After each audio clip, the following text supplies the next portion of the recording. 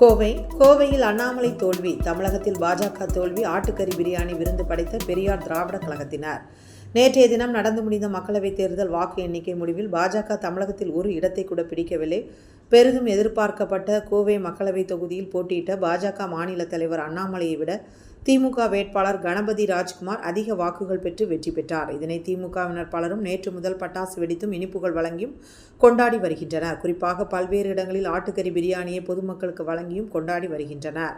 இந்நிலையில் கோவையில் தந்தை பெரியார் திராவிட கழகத்தினர் அண்ணாமலையின் தோல்வி மற்றும் பாஜகவின் தோல்வியை கொண்டாடும் விதமாக ஆட்டுக்கறி பிரியாணி விருந்து படைத்து கொண்டாடினர். காந்திபுரம் பகுதியில் உள்ள பெரியார் படிப்பகத்தில் நடைபெற்ற இந்த விருந்தில் பல்வேறு திராவிட கட்சிகளை சேர்ந்தவர்கள் மற்றும் அமைப்பினர் கலந்து கொண்டனர்.